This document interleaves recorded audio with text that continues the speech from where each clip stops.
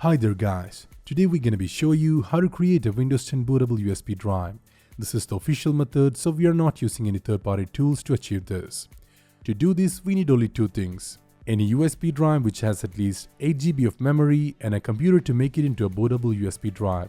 So without further ado, let's get started. Go to your computer and go to this Microsoft website. Link to this particular page will be in the video description. From here you need to download a tool called Media Creation Tool. For that, click on this Download Now button under the Create Windows 10 Installation Media section. Once you do that, go to the download location and double click on the exe file. If it asks for permission, click Yes. Now you will see this window which says getting a few things ready.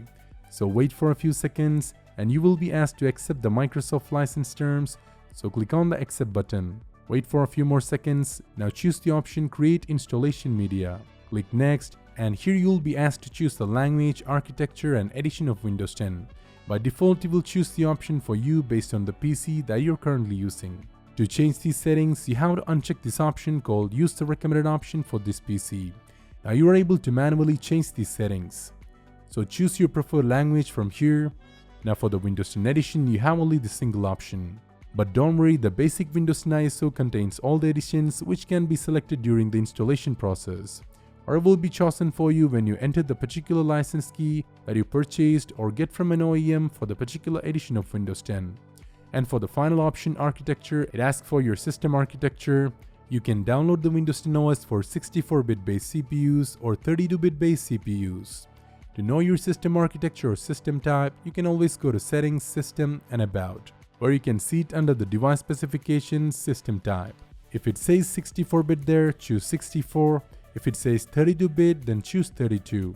Or you can have both by choosing the option Both and decide when you're installing the OS on a system-by-system basis. Unfortunately, if there were no OS pre-installed, like if it's a brand new build, you can always refer to the user manual to know the system architecture as well. So once you have made your choice with these options, you can hit Next. Now plug in your USB flash drive to the computer. Make sure to back up anything important on it before proceeding any further. Once you have, choose the option USB flash drive from here, then hit Next. Now choose the USB drive that you just plugged in.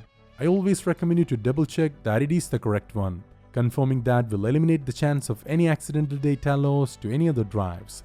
Now hit Next, wait for a few seconds, and it will start downloading the Windows 10 ISO file.